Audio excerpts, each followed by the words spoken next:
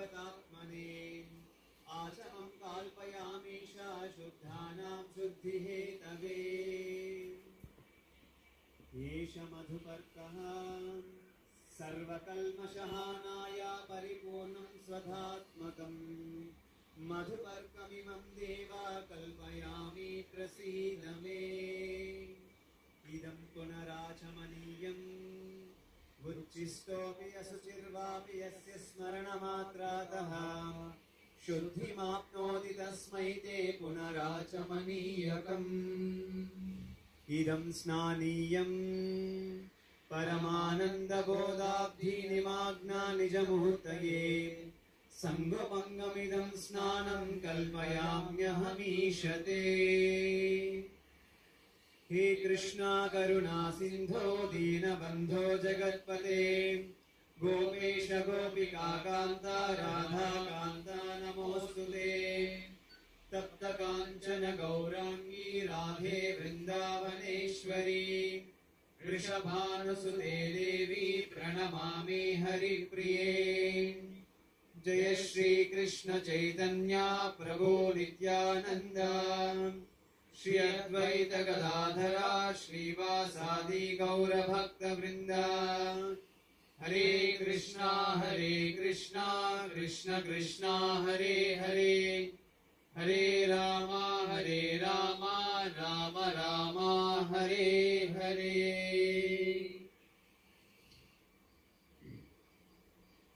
ईश्वरः परमः कृष्णः सच्चिदानन्द विग्रहः अनादिरादिर्गोविन्द सर्वकारणकारणम् चिन्तामणि प्रकरसद्मशुकल्पवृक्ष लक्षावृतेषु सुरभिरभिपालयन्तम् लक्ष्मी सहस्रशतसम्भ्रमसेव्यमानम्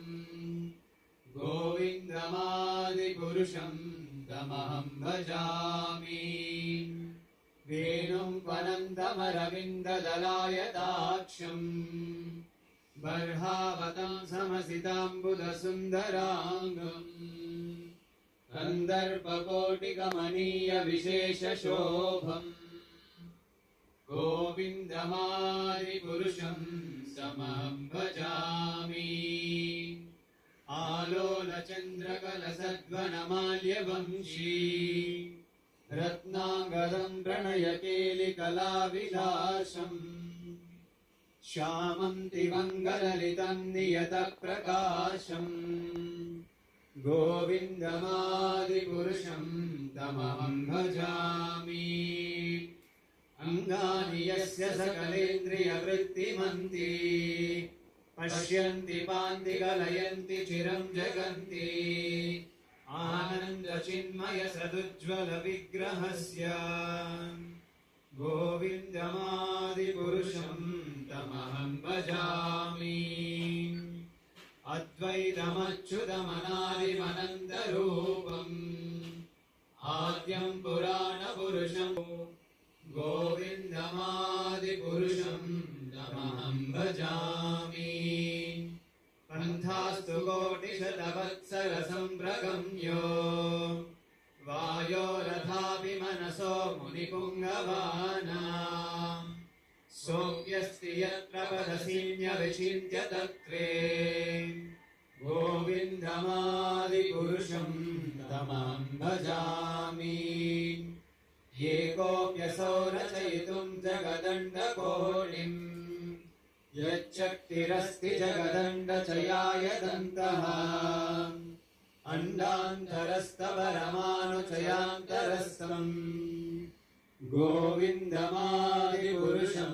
तमहं भजामि